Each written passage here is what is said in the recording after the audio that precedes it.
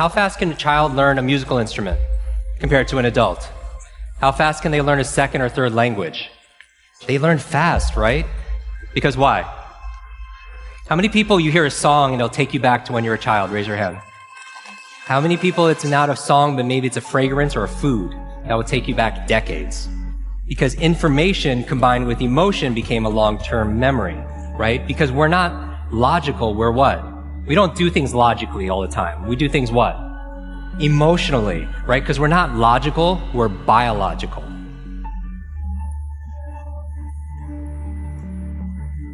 Everyone wants to write this down. All learning is state dependent. That the emotional state that you feel when you're learning something gets anchored to the learning. Does that make sense? By the way, what was the state that you felt back in school? Bored, and the other half of the class is like confused, right? Now, on a scale of 0 to 10, what's boredom? 0. Anything times 0 becomes what? 0, and that's why a lot of people don't remember what they learned. It's the emotional state. Does that make sense? We said that children are the fastest learners, right? That they have this curiosity and they play all the time. Now, it's been shown in science, the research, by playing more actually creates neurogenesis and neuroplasticity. What's neurogenesis? New growth, new brain cells. How many people like the idea of creating more new brain cells? What about neuroplasticity? What does that mean? More connections. So intelligence, in a way, is not necessarily, like Einstein didn't have a bigger brain than anyone here, but in certain areas of his brain, he had highly connectedness. He did these thought experiments where he would put himself in these brainwave states, specifically theta state. That's the state that you're in when you shower. That's the theta state. That's a relaxed state of creativity. You're inspired. You come up with new ideas. New things come out of you, right? And so he had more connections in certain areas. And so you could promote that by playing more. We live in an age where it's not your muscle power, it's more your mind power. The faster you can learn, certainly the faster you can earn, but not just financially, in all the areas of your life. I remember recently, I got to introduce 2 of my modern day superheroes. It was Stan Lee.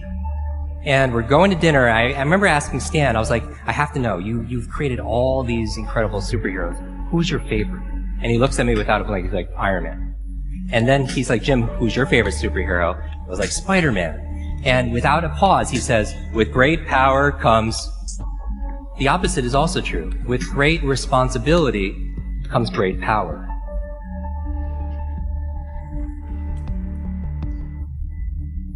When you take responsibility for something, you have great power to what? To change things, to transform things, to make things better. Information combined with emotion becomes a long-term memory, right? The state that you learn something and the mood and the feelings that you learn something in gets attached to what you want to learn.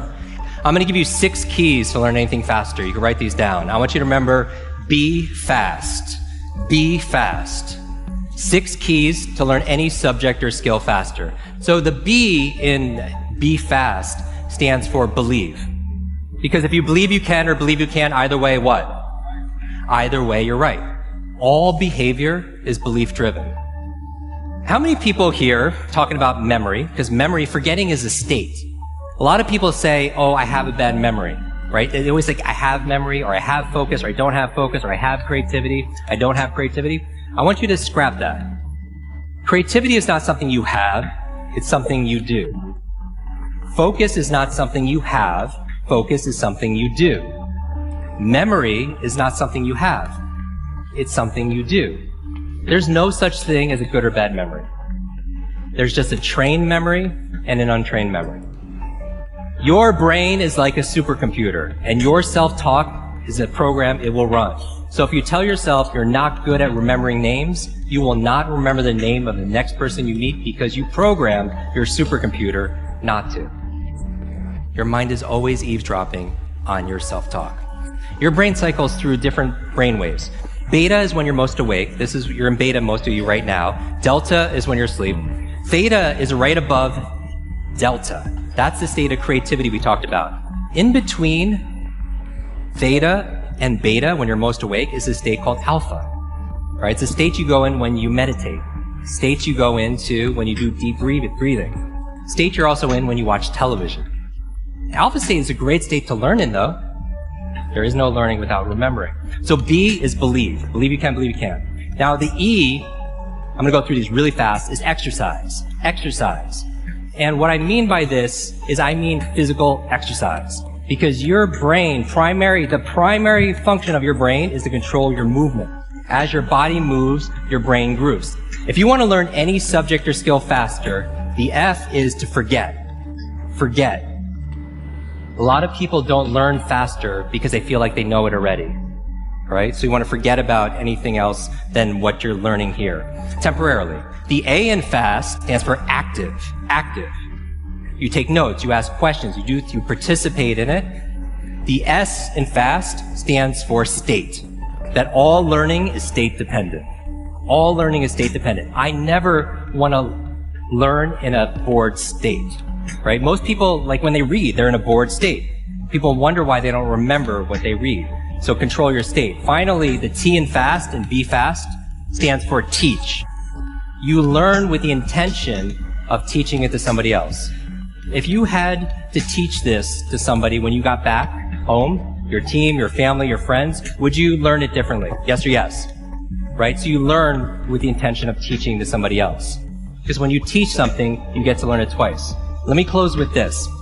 When I got home, there was a package waiting for me. I opened up. I don't know if you could put the slide on, please. I opened it up, and there's this photograph. There's a photograph of me and the entire cast of X-Men. And even better than Halle Berry and Jennifer Lawrence, everything that's on there, was the note from the chairman. It said this: Jim, thank you so much for sharing your superpowers with all of us. I know you've been looking for your superhero school since you were a kid. Here's your class photo.